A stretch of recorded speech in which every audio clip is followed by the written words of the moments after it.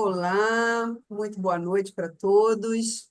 Estamos aqui mais uma noite de estudo, de aprendizado, no caminho da evolução.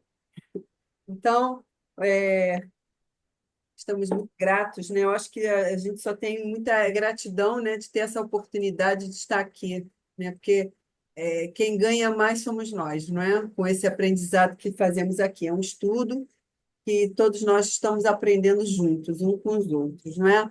Então, vamos iniciar o nosso estudo do livro Pão Nosso.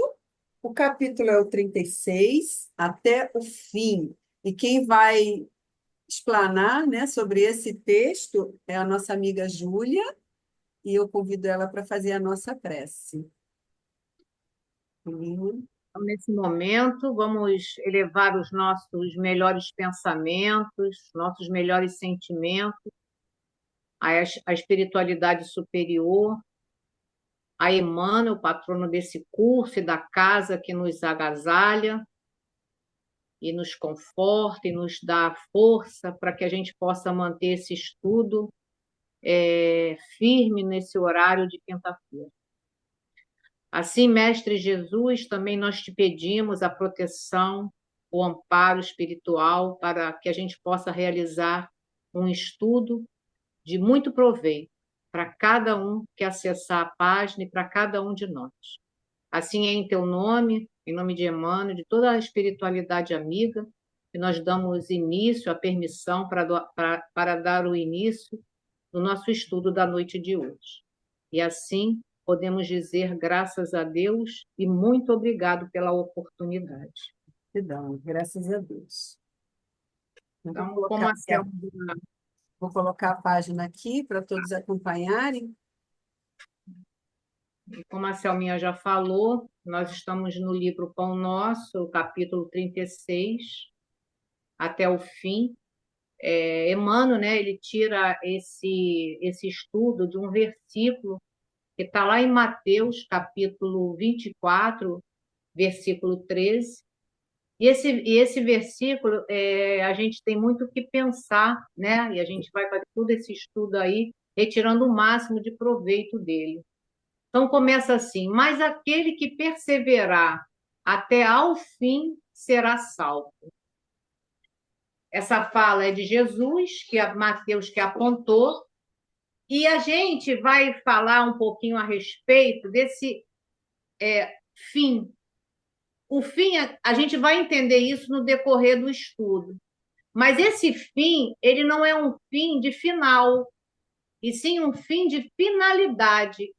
Todo o texto ele vai falar sobre essa perseverança, né, de uma finalidade, de um objetivo.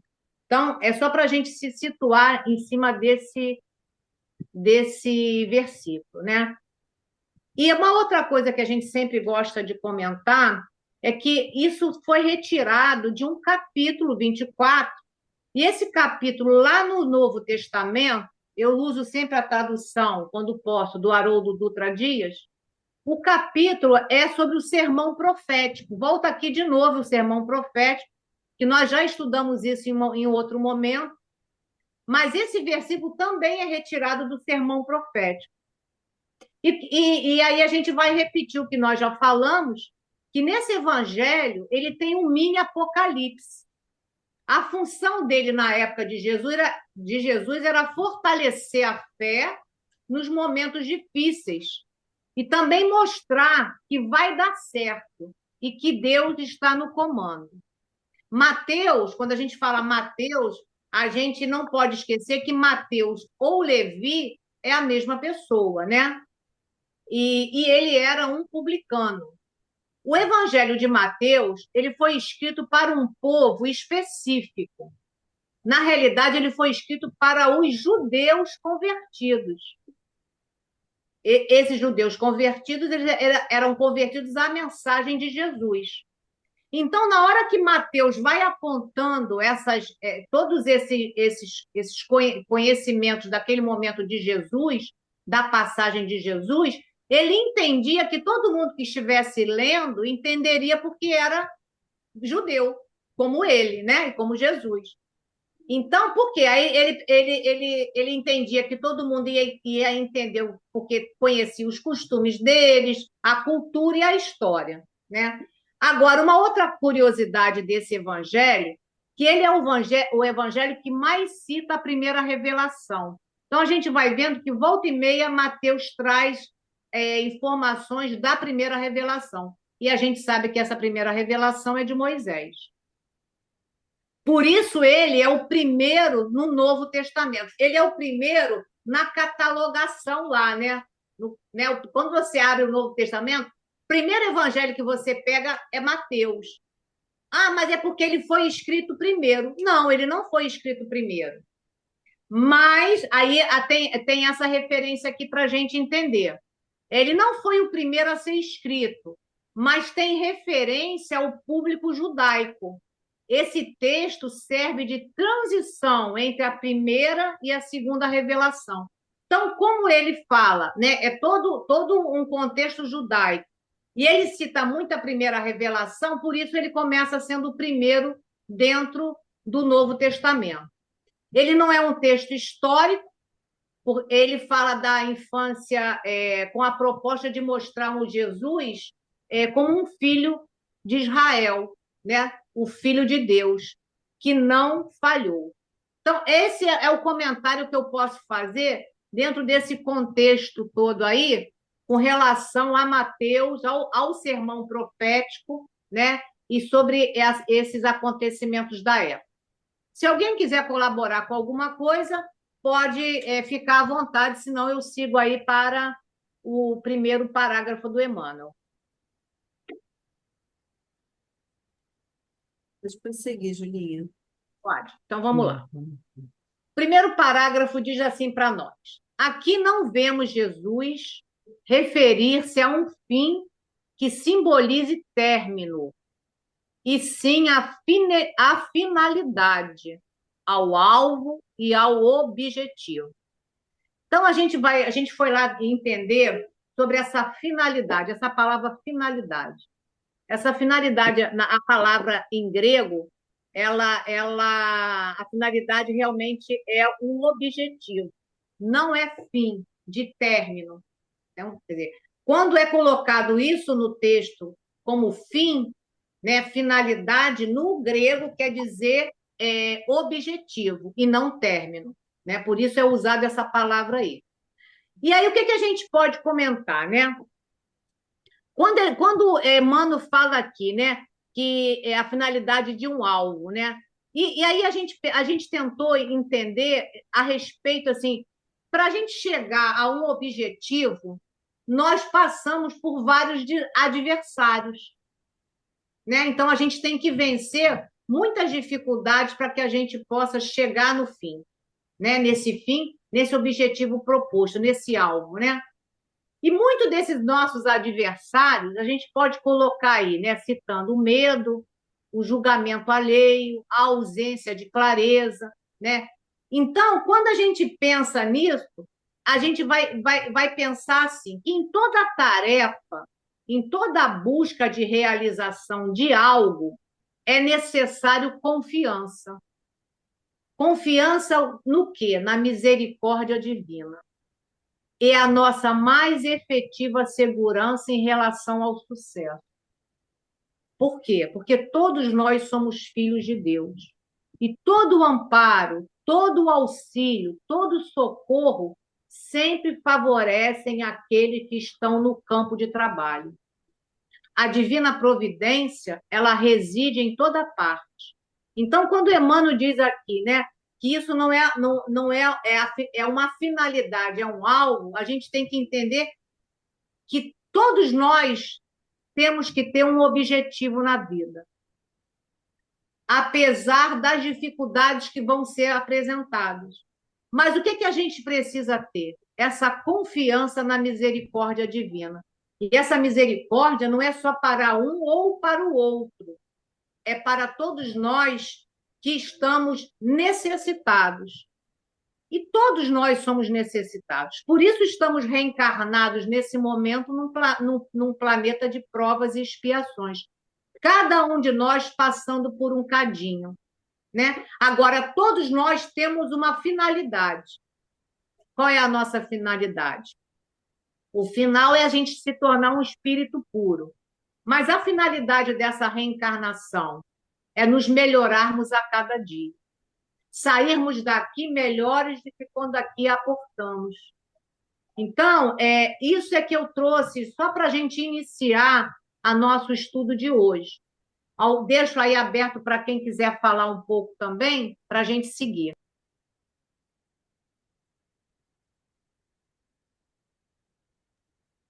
Isso tem um pouquinho a ver com... Pouquinho não, né? A gente está falando, tem muito...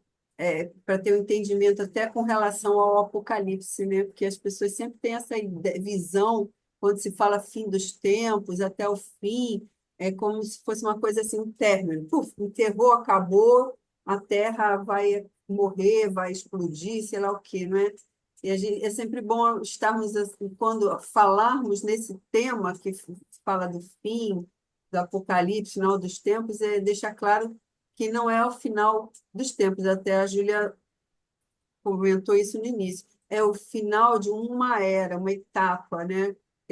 Como eu falar, nós temos a finalidade o quê? De crescer, de evoluir, para qual objetivo? Nos tornarmos puros. E é o mesmo processo individual e coletivo, não é?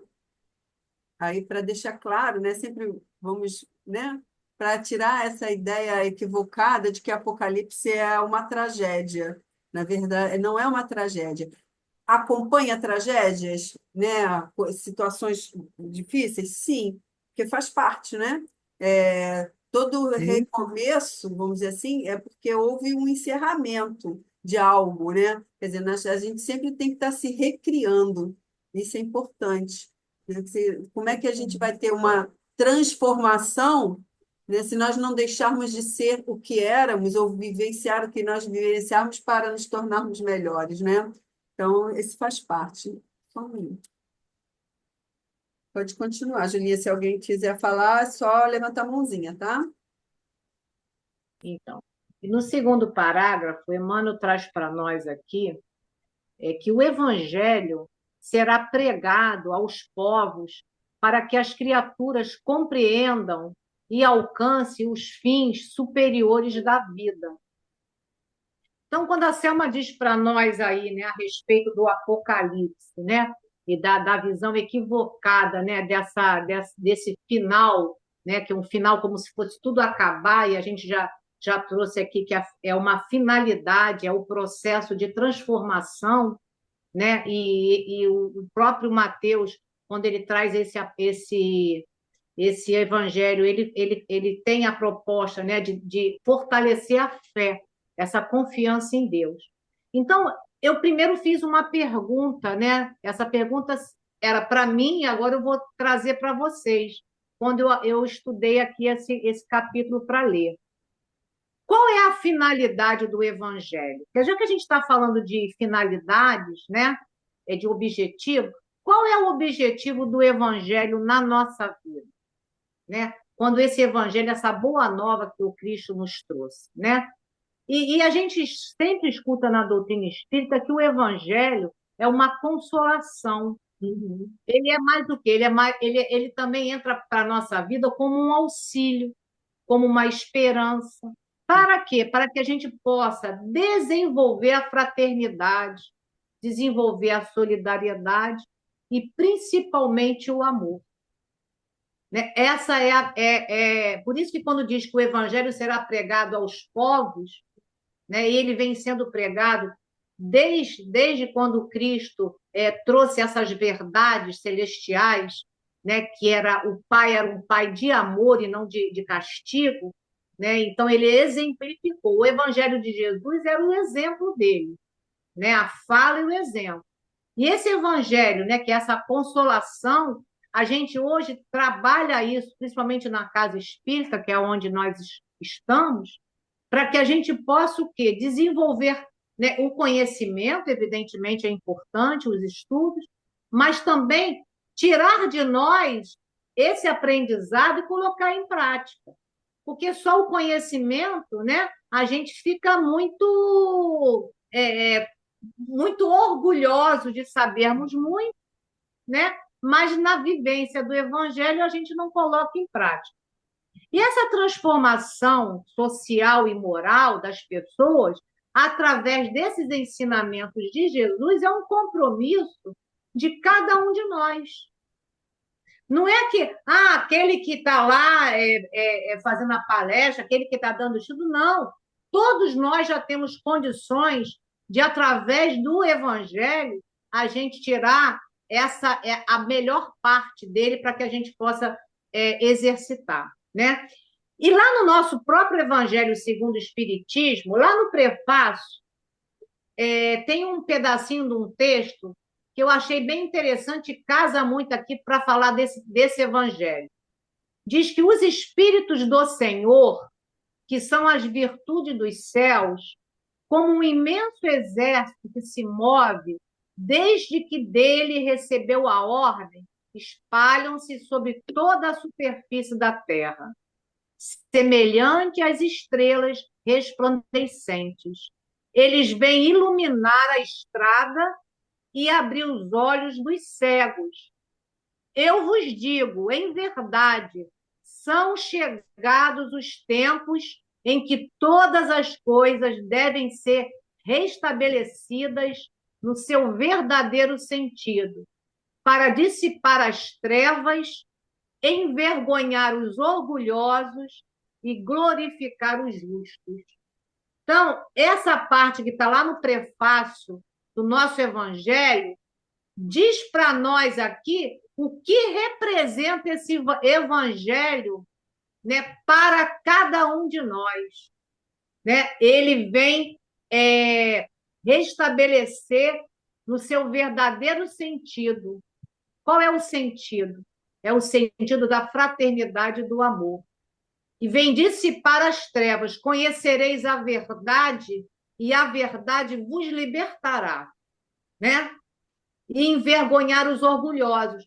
Porque nós temos estudos muito sérios dentro da doutrina dizendo para nós que um dos maiores perigos que nós ainda agasalhamos é o orgulho, o egoísmo e o interesse pessoal. Né? E vem glorificar os justos. Quem são esses justos? É cada um de nós que já está no esforço de levar a mensagem de Jesus para aquele que está caído. Não é julgar aquele que cai, é levantar o que está caído ou tentar ajudar o outro.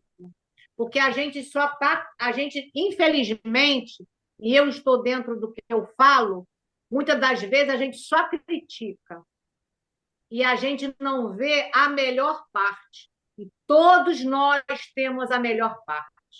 Deixo aí para vocês aí se quiserem comentar, tá? João, para falar. Ô, Júlia, Júlia, não é nem comentando disso aqui. Tá ouvindo? aham. Tá me ouvindo? Estamos sim, Vera. Eu hoje fui lá no centro que eu estou frequentando, Centro Miguel, e a palestra foi exatamente orgulho e humildade, uma palestra maravilhosa. E parece que agora o estudo está complementando o que eu já ouvi à tarde. Encaixou direitinho. O João Ô, quer falar. Júlia, o Evangelho é um manual para a evolução moral e espiritual do indivíduo. A gente não compra Sim, uma televisão, um aparelho elétrico, não vê um manual para você aprender como é que tem que ligar. Então, o Evangelho é o manual que a gente tem que seguir para poder evoluir. Exatamente. Tem uma parte de Jó, capítulo versículo 3, que ele diz isso. Todas as coisas foram feitas através dele, e sem ele, que é Jesus, nada do que existe teria sido feito. Né? Quer dizer, o Evangelho ele é pleno em convicções e único em conceitos. Né? Ele é o começo, o meio e o fim. É através dele, né? Alguém quer Ele é a falar alguma base, ele é coisa? a base, né? Ele é a base É a A resposta a base, todos os conflitos né? da humanidade, né, que todos nós precisamos. É a base, né? Continuar Ele é a base, a base. isso. Podemos continuar. Vamos seguir agora. Se ninguém mais quiser falar, eu sigo agora para o terceiro parágrafo, que o Emmanuel traz aqui para nós. Eis porque apenas conseguem quebrar o casulo da condição de animalidade aqueles espíritos encarnados que sabem perseverar. Então, quando o João traz aí para a gente, né, desse manual, né, por quê? Porque é fácil? Não. Por isso vem com o manual. Né? O aparelho para você ligar que você não entende, você precisa do manual, porque senão você não consegue. Você pode ligar errado e queimar. Então, como o Evangelho é esse manual que vai nos conduzir no caminho correto, né?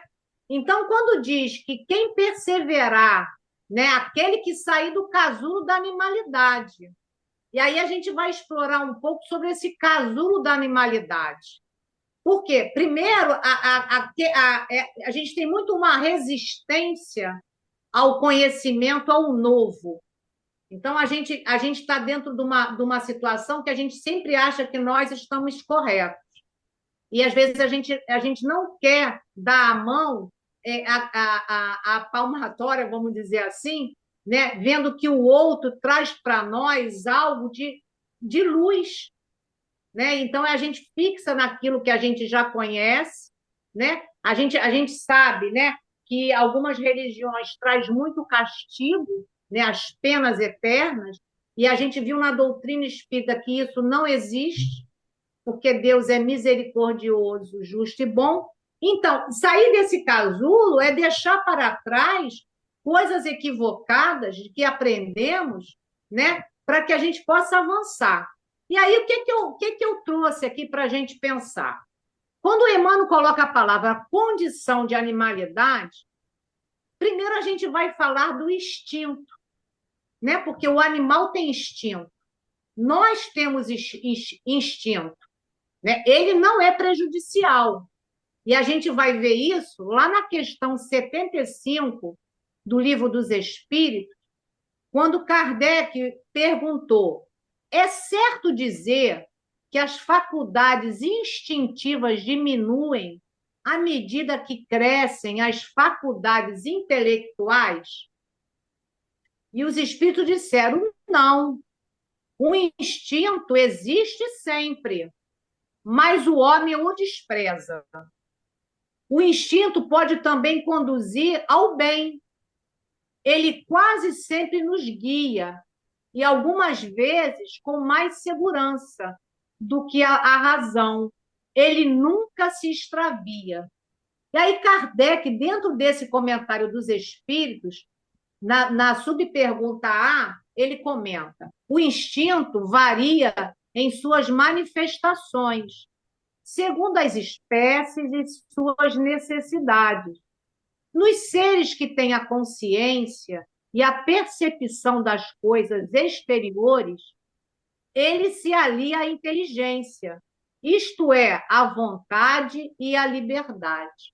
Então, para a gente sair deste casulo, dessa parte animalizada, é quando a gente vai aliar o nosso instinto de conservação, esse instinto que ele diz aqui, né, que muitas das vezes nos guia com a razão, com a inteligência.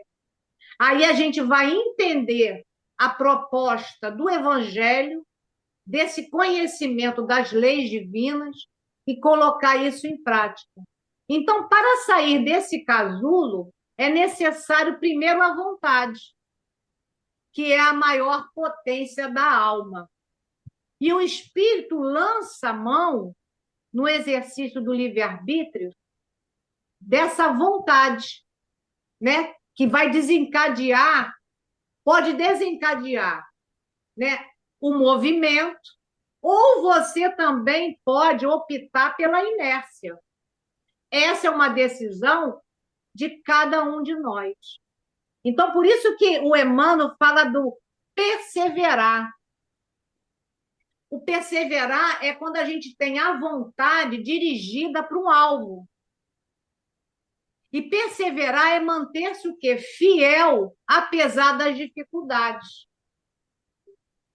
Dificuldades, quando a gente pensa aqui, a gente também tem que pensar que não são só as dificuldades que se apresentam, mas também as tentações.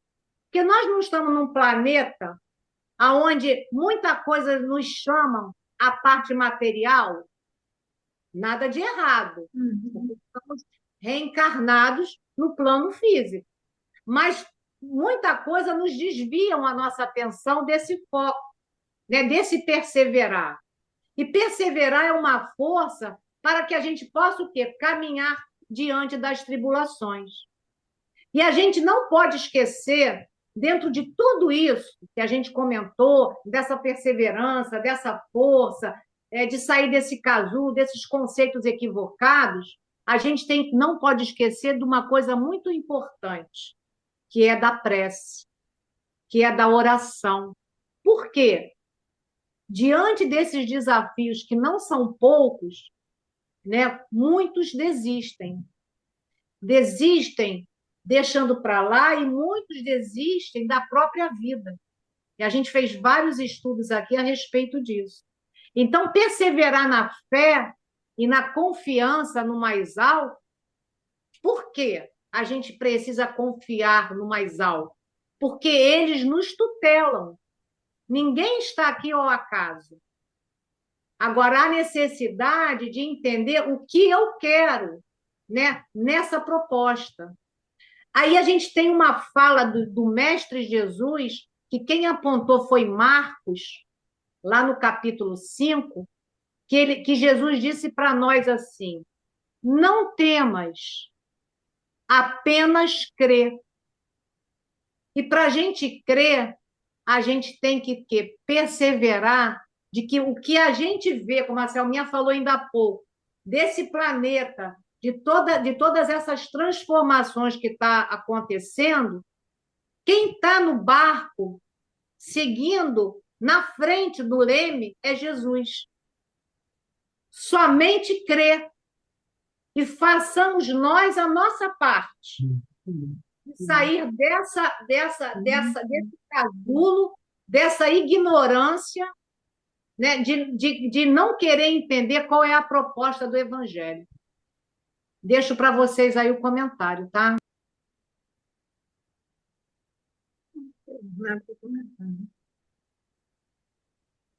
Eles têm que estar na frente porque ele é muito mais forte do que nós, muito mais poderoso. Ele tem que ficar na frente. E nós temos que persistir na confiança, mesmo que esteja tudo enrolado, atrapalhado, nunca perder a confiança. Foi avisado que haveria muita confusão, então a gente tem que estar pronto para saber que vai ter confusão, mas que essa confusão, com o tempo, vai se transformar num bem. É o que a gente tem que fazer, né? Então, tá assim que tem o nome de transição planetária, né? Nós estamos em plena, mas em plena, a gente sabe. Então, também tem coisas maravilhosas acontecendo. Essas crianças que estão reencarnando, é impressionante, esses pequeninos de 2, 3 aninhos, a gente fica impressionado de ver a inteligência, a rapidez, até mesmo muito pequenininho. Então, quando eu me lembro de mim, quer dizer, não como bebê, mas como criança, meu Deus do céu, não tem nem comparação. Eles são muito mais, sabe? Quem convive percebe isso também. Então, nós temos que acreditar que vai mudar, vai mudar. Nós vamos ver já nessa encarnação essas mudanças. Não sei, eu sei que eu não vou ver, porque eu estou com quase 85 anos, muita pretensão, mas eu estou vendo as coisas se desenvolverem. Ainda, vamos dizer, não com os frutos, as árvores, não isso, mas as sementes aí, né, trabalhando. São essas crianças que estão chegando. Eu estou na evangelização lá do Bezerra há quase 30 anos. Então, eu acompanho. Vejo muito, muito isso. As crianças de hoje. É impressionante. Então, Eu vou continuar aqui no outro parágrafo, quando o Emmanuel traz para nós que quando o mestre louvou a persistência, evidenciava a tarefa árdua dos que procuram as excelências do caminho espiritual. E vou ler o outro também. É necessário apagar as falsas noções de favores gratuitos da divindade. Então, aqui a gente pensou aqui nesses dois parágrafos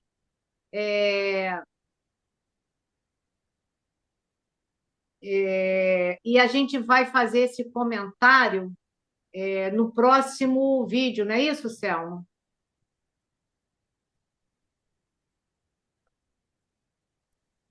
Está encerrando essa primeira parte aqui do nosso estudo, que nosso tempo aqui do Zoom é limitado, e a gente vai retomar com os comentários da Júlia daqui a pouquinho, tá, gente?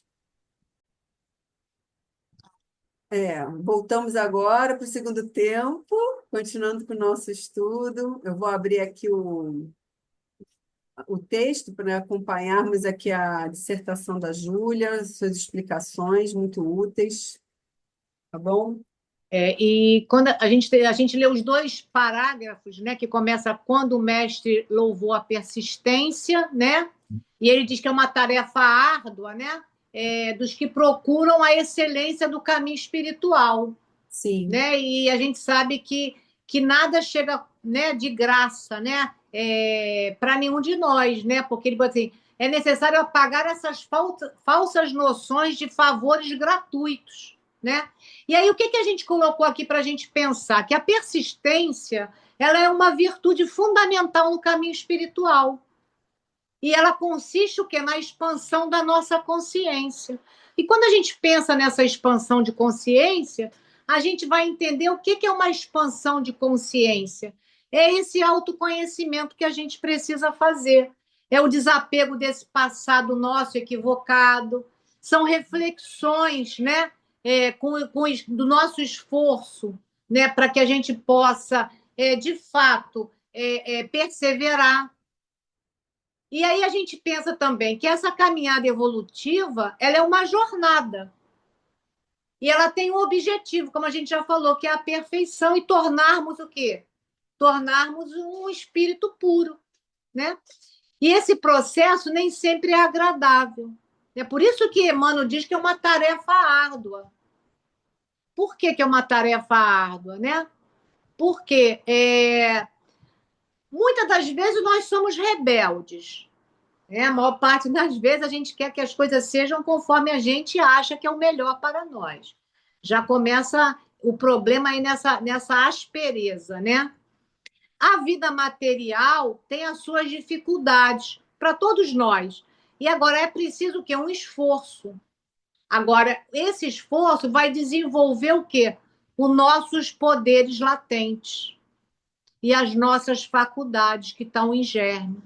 Aí a gente pensa nas potências da alma, que Leon Denis fala belamente para todos nós, que é a nossa vontade, o nosso pensamento, o nosso livre-arbítrio, né, o amor, né, e as faculdades da alma, né, que é a nossa inteligência, né, que é a nossa intuição, é a nossa mediunidade, que todos nós temos mediunidade, né, nós todos podemos intuir e ter essa ligação com o alto, né? E o que a gente pensa também mais um pouco? E que tudo isso são bênçãos. E essas bênçãos ela vai chegar através também dos nossos esforços. Por quê? A existência material é uma concessão de Deus para todos nós, como a gente já falou aqui, né? Para o nosso aprimoramento. E nada chega para nós gratuitamente. Existe uma programação para que a gente esteja aqui. para que a gente possa fazer o nosso melhor. E a gente, quando pensa na reencarnação, nessa grande oportunidade, nessa bênção, né, para que a gente possa se desenvolver, a gente trouxe uma frase que pega muito esse parágrafo, quando diz que a justiça divina ela chama todos para a reabilitação diante das leis de amor e pela divina misericórdia. Então, todos nós estamos diante dessa justiça divina e dessa misericórdia para o quê? Para a nossa reabilitação. É fácil? Não. A tarefa é árdua, porque Emmanuel diz para nós aí, né, que é uma tarefa árdua. Por quê? Para que a gente possa o quê? Se melhorar nesse caminho espiritual que vai levar a nossa evolução moral e espiritual. Se alguém quiser completar alguma coisa, senão a gente segue para o parágrafo seguinte. Então, Julinha, realmente, a tarefa é árdua, né? Porque é sempre essa mesma, a gente bate sempre nessa mesma tecla, né? É, nada é fácil, senão não estaríamos aqui nesse planeta de provas e expiações, né? Por isso que fala que o caminho é a porta estreita, larga é o caminho da perdição, não é? Então, quando as pessoas querem procurar o fácil, não é só não é procurar o fácil, mas é assim, não quer sair da sua situação cômoda, não quer deixar seus compromissos materiais para se dedicar a questões espirituais, que é igualmente importante, não é? Não vamos desmerecer as questões materiais, porque a gente está aqui, ó, vivendo na carne, a gente precisa, mas também temos que considerar e inserir as questões espirituais, a nossa parte espiritual dentro da nossa vivência material, né? Então, é a porta estreita, a dificuldade que a gente tem que estar sempre superando. E aí, como citando sempre Leon Denis, né? É a vontade é a mola propulsora, né, do ser, é aquele que movimenta o universo. Se a gente não tiver vontade, nada vai acontecer, não é? Então, temos que ter o nosso esforço, né? Isso mesmo. Não tem almoço grátis. Não tem almoço grátis. Pode continuar. Então, pode seguir aí, Selminha? Vamos ler esse daí, nesse parágrafo. Ninguém se furtará impune a percentagem de esforço que lhe cabe na obra de aperfeiçoamento próprio. Quer dizer, todos nós temos um cadinho e o nosso papel diante da obra de Deus, né? E aí eu coloquei aqui para a gente pensar junto, que com a vontade perseverante, como a Selma também já fez o comentário de Denis, né? Podemos modificar o nosso destino para melhor. E a gente vai modificando como? Alterando acontecimentos ruins que deveriam verificar-se na pauta do nosso destino, estabelecendo um roteiro de fraternidade com a atuação do bem. O que tudo isso que eu li aqui quer dizer? A gente atuando no bem, na tarefa, né, da caridade em ação, a gente vai tendo o quê? Todo esse amparo espiritual, né, porque a gente vai estar diante do bem. E quando a gente está na tarefa do bem, a gente sempre vê que a nossa dor é menor. Isso é o exemplo maior, era o Chico Xavier, né? O Emmanuel trazia muito isso para ele, né? Então, vai ter acontecimentos de dificuldade, estamos aqui na Terra, num momento complicado, né? Mas tudo isso já estava programado, né? A gente não está aqui no acaso, né? Agora a gente precisa fazer a nossa parte. Por isso que Emmanuel diz, ninguém se furtará impune a percentagem de esforço. Então, o trabalho da Selma eu não posso realizar. Eu posso ajudá-la a caminhar, mas eu não posso acender a luz espiritual dela. Entendeu? Eu não posso fazer isso nem pela Selma, nem por ninguém. E nem a Selma pode fazer para mim. Ela pode ser o meu auxílio, o meu porto seguro na hora das minhas dificuldades. Agora, como o Evangelho o João trouxe, o Evangelho é o manual, é o nosso consolo.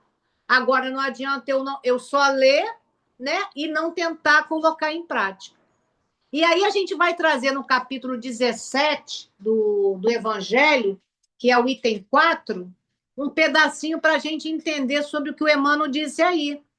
Reconhece-se o verdadeiro espírita pela sua transformação moral e pelos esforços que faz para dominar as suas más inclinações. Enquanto um se satisfaz no seu horizonte limitado, o outro que compreende alguma coisa de melhor se esforça para libertar-se dele. E sempre o consegue quando tem a vontade firme. Tudo isso que nós falamos, o Evangelho traz para nós, né? Como a Selma falou, né? A gente tem que sair dessa limitada visão, desse limitado espaço que a gente construiu, porque a gente acha que estamos certos e não podemos nem A, nem B, nem C. Então, a gente tem que entender que nós podemos expandir através, principalmente, desse autoconhecimento. E como a gente falou muito do Denis, vou trazer aí no capítulo 20, né, do Problema do Ser, sobre a vontade, quando ele fala: se o homem conhecesse a extensão das forças que nele existem, em germe, talvez ficasse deslumbrado. Mas, em vez de se julgar fraco e de temer o futuro, compreenderia sua força, sentiria que ele próprio pode criar esse futuro. Então, o Denis traz para a gente lá no capítulo que ele fala só da vontade, né? Que é o capítulo 20. Então, ele diz, né, que nós podemos criar o nosso futuro promissor. Basta a vontade. Deixo aí se alguém quiser comentar.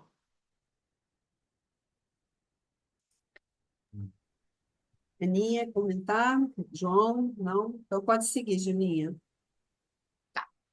Então, no outro parágrafo, ele é bem extenso, e a gente vai ler aqui, que as portas do céu permanecem abertas, nunca foram cerradas.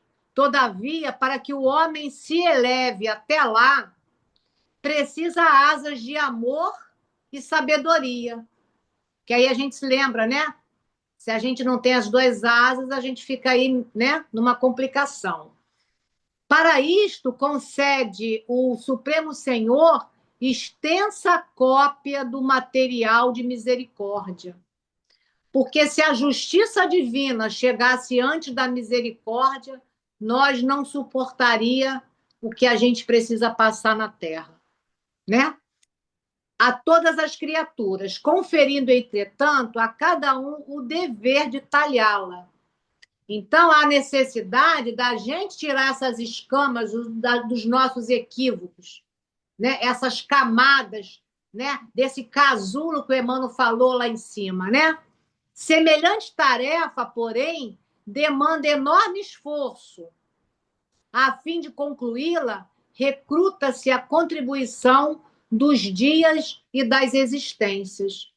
Dos dias, porque nós temos um tempo determinado aqui na Terra, e as existências que são várias para que a gente possa fazer os exercícios que nós precisamos realizar da nossa transformação.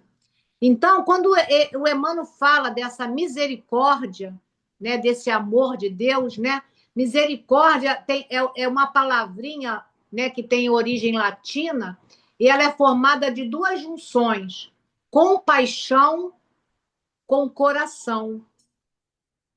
Isso quer dizer misericórdia, é a compaixão do coração. E é isso que Deus nos favorece quando a gente vem para a carne, né, para a reencarnação, essa misericórdia, esse amor, com todo o preparo para que a gente possa chegar aqui e construir com nossos esforços o melhor para a minha existência, né? E Emmanuel, lá no livro Pensamento e Vida, no capítulo 4, ele diz para nós que as duas asas conduzirão o espírito humano à presença de Deus. Ele já disse isso aí também. Uma chama amor e a outra sabedoria.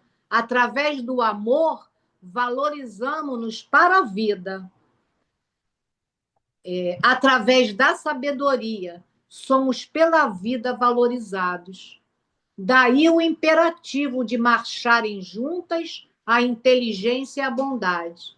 Porque se tivermos a inteligência e não tivermos o amor, a bondade, a gente usa a nossa inteligência para as guerras, para fazer as bombas, né? Então, a inteligência, o mal é inteligente, né? Então, a gente precisa dessa asa da inteligência com a bondade, com o amor. Para quê? Para que a gente possa fazer esse equilíbrio, que ele diz que através do amor a gente valoriza a vida. E através da sabedoria, a gente valoriza, nós somos valorizados. Porque nós sabemos que os títulos aqui na Terra é importante também para nós. Porque muitos se empenham nos estudos, nos conhecimentos. E temos que ser valorizados por isso, sim. Agora, se a gente não tem a outra asa, que é do amor, o que acontece? Usamos a inteligência para o mal. Deixo aí para alguém comentar, porque aí depois eu vou para o último parágrafo.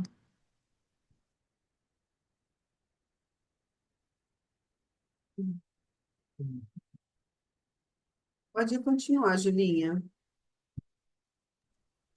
Então, lendo o último parágrafo, ele diz assim: muita gente se desanima e prefere estacionar séculos a fio nos labirintos da inferioridade.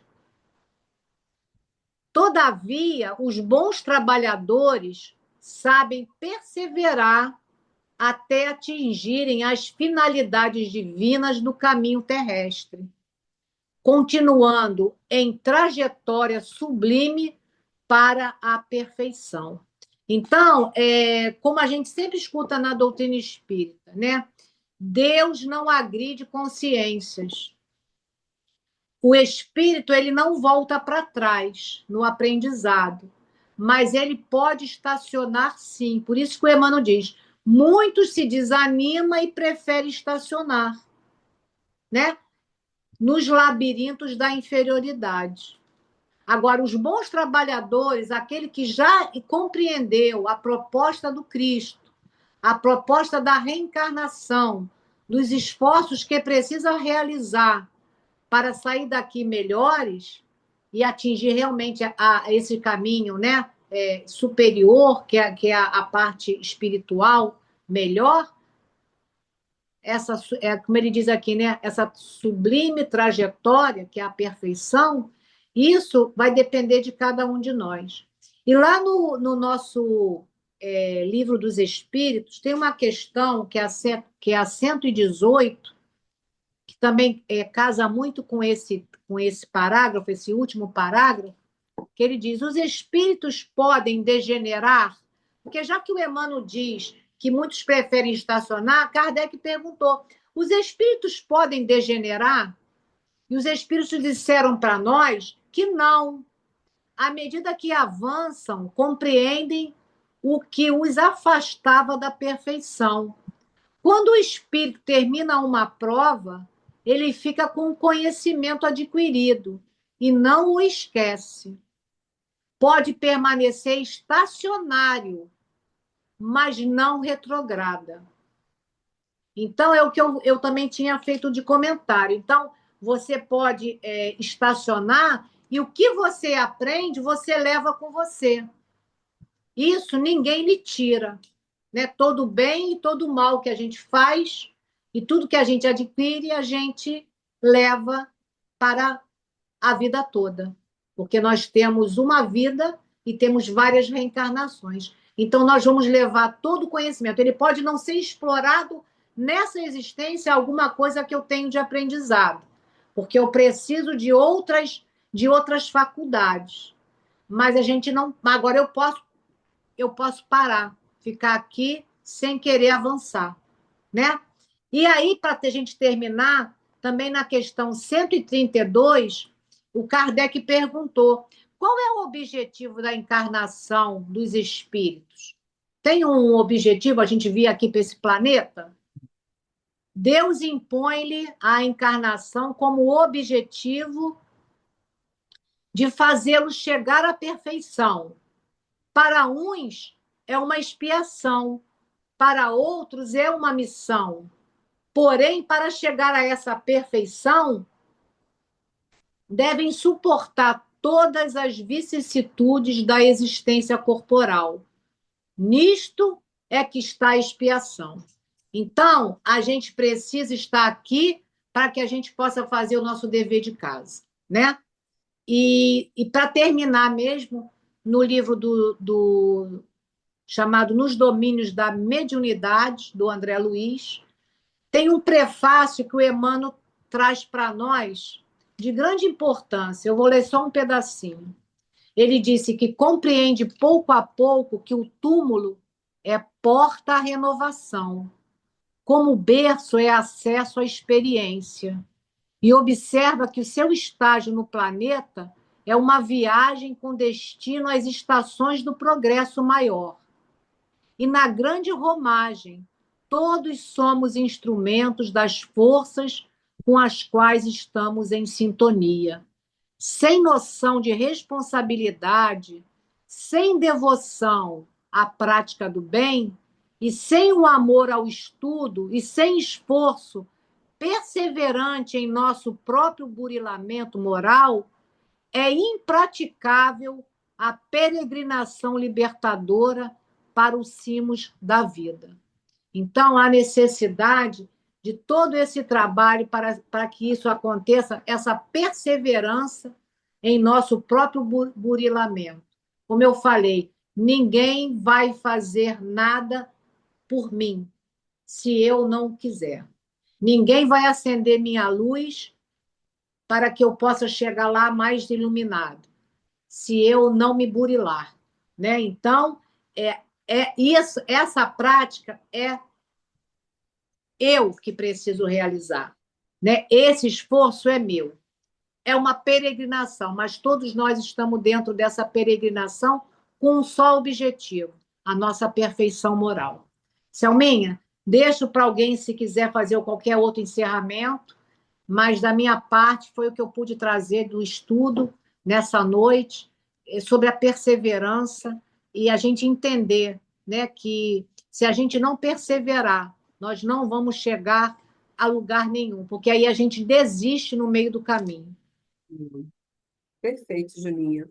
E também, assim, importante, assim, vamos deixar claro que a pessoa fala assim, ah, mas eu quero ficar aqui, como está dizendo aqui, ele prefere estacionar séculos a fio. Mas, vamos dizer, aí entra naquela questão do livre-arbítrio. Vamos dizer, o livre-arbítrio nosso tem as suas limitações também, né? Porque, como nós todos estamos fadados à evolução, não há o espírito que vai ficar eternamente estacionado, tá? Ele pode achar, não quero evoluir, mas acaba se tornando uma coisa compulsória. Ele vai chegar num momento que ele vai ser, vamos dizer assim, ó, é tudo com amorosidade. Ele vai ser pressionado a tomar uma decisão. E se não for por pressão, às vezes por consciência, porque nós temos essa consciência divina, ele vai começar a sentir a necessidade de sair daquela situação que já não está confortável para ele, porque o vazio vai crescendo, é um vazio existencial que vai dando um incômodo, né? Então ele sente a necessidade de fazer algo.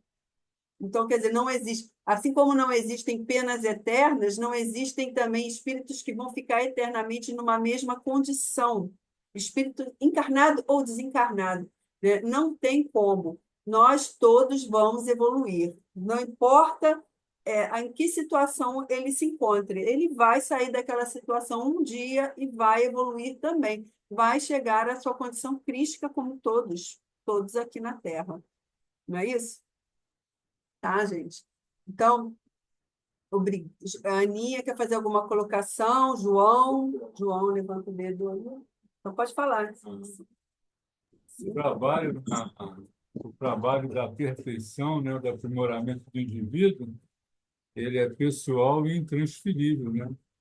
e É, passa para outro. verdade. É igual a senha de banco, pessoal e intransferível. Exatamente. Aninha, quer falar alguma coisa? Saminha, só queria colocar, como fala ali, né, ninguém se furtará, né, a percentagem do esforço. Quer dizer, pode até pensar, né, que está, né, que não quero no momento, vou deixar para depois, mas sem o próprio esforço não adianta, né? Uhum. Nós sabemos que só com trabalho, né, com dedicação, com amor, com toda essa sabedoria que Jesus deixou para a gente, com todo esse aprendizado que nós, né, que ele deixou, se não trabalhar, não adianta. Não, não Acaba dando vai, círculos. não vai. Oi? Ele roda em círculos também, se não, não seguir esse caminho, né? É, porque tem que ter, né? Você tem que fazer a sua parte, né? Todos nós fomos feitos, todos nós temos uma missão, né? Cada um na sua, né, no seu caminho, pulando os seus degraus, né? Cada um tem uma evolução, mas todo mundo tem a sua missão, que a gente não está aqui a passeio, né? Estamos todos, né, em busca de um aperfeiçoamento. E que Exatamente. Jesus sempre tá nos amparando, nos aconselhando, e a espiritualidade maior também, torcendo por nós. Exato. É isso. Perfeito, Aninha. Então, é, agradeço aqui a presença de todos. Uns nos conseguiram retornar, problemas de incompatibilidade do Zoom, mas estamos aqui perseverando, né? Até o fim. Isso aí, tá, gente? Então, eu agradeço aqui a contribuição da Julinha, de ter feito esse esforço também, pessoal, de estar no aprendizado. Então, na próxima semana, é o Vitor que vai fazer a nossa dissertação, nosso estudo, mas o Vitor hoje não pôde, então eu vou fazer a prece para todos. E antes de fazer a prece de encerramento, quero lembrar aqui a todos que estão nos assistindo que deixem seu like, curtam, né, comentem, divulguem o Espiritismo.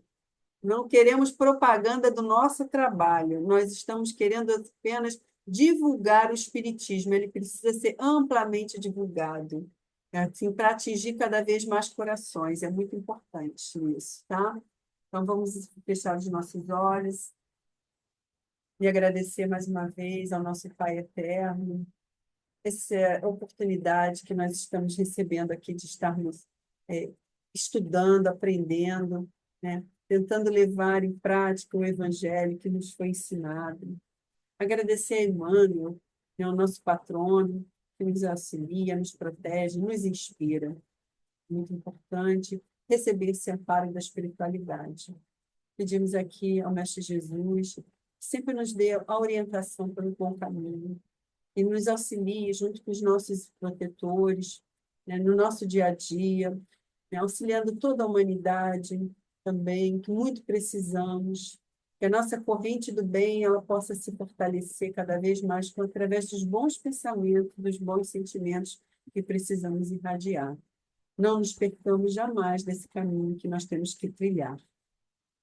E assim, em nome do nosso Mestre Jesus, de Emmanuel, de todas as espiritualidades presentes, acima de tudo, em nome do nosso Deus, nosso Pai, pedimos aqui a permissão para encerrar o nosso estudo do livro Pão Nosso da noite de hoje, dando graças a Deus. Que assim seja.